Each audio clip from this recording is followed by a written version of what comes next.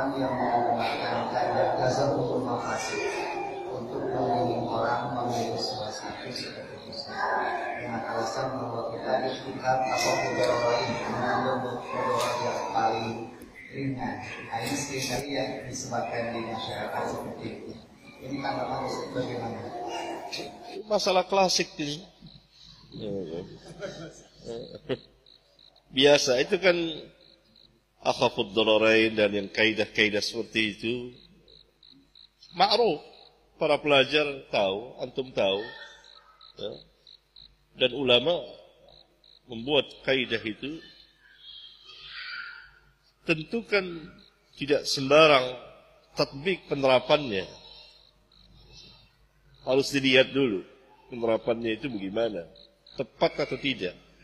Kalau tidak tepat, maka kaidah itu akan jadi permainan seperti sekarang. Yang ini bilang yang masuk ke kancah perpolitikan praktis ini bilang akhafud dararain. Ya, yang lain lagi bilang macam-macam. Tapi ala kulli hal ada mudarat, ada akhafud dararain, ada yang tidak mudarat. Kita pilih yang mana? Yang tidak mudarat. Ada mudarat.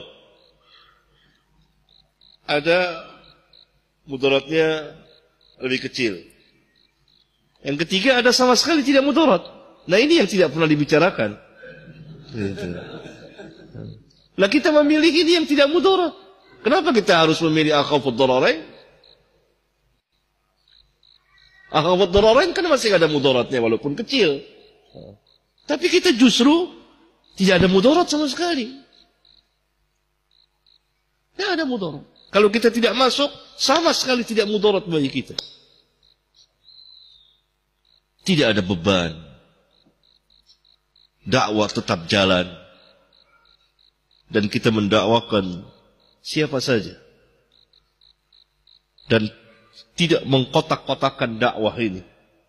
Dengan mendukung sebagian. Tidak mendukung sebagian. Yang mau tidak mau kita akan berhadapan dengan kaum muslimin juga. Ini yang namanya tafarruq. Dan ini adalah asabiyah. Kita tidak melihat saksiannya, orang per orangnya.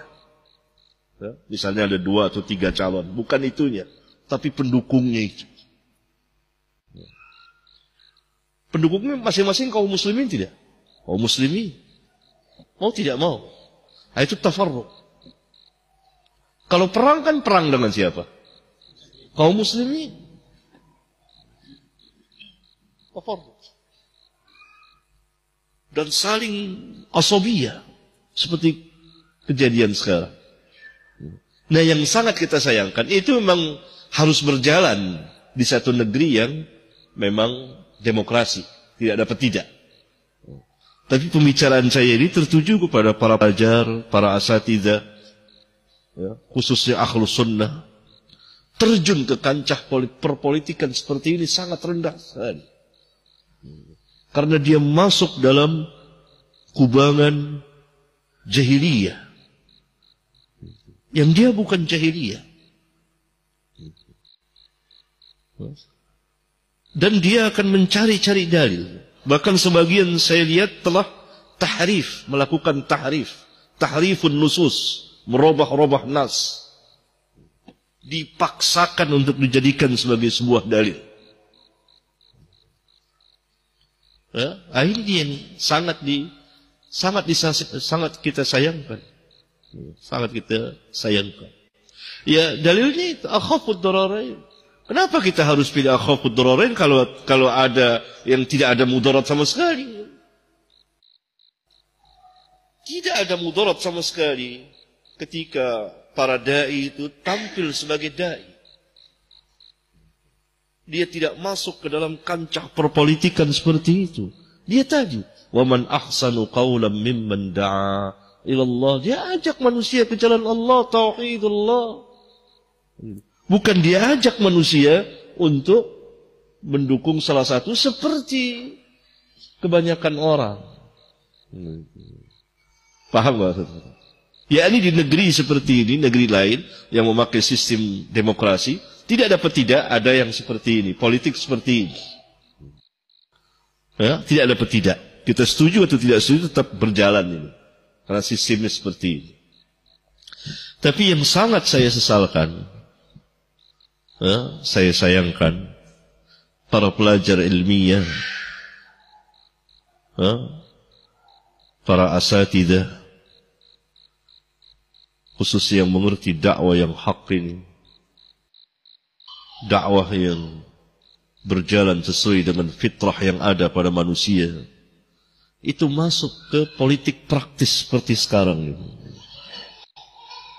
Sehingga memporak-porandakan dakwah itu sendiri. Dan masuk ke dalam, ya, kalau politik seperti ini, siapa saja bisa berbicara. Antum datang ke warung kopi, minum kopi, situ ada orang-orang, ngomongnya apa? Politik. Hari-hari ini ya, politik.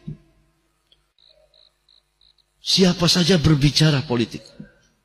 Politik yang sekarang ya.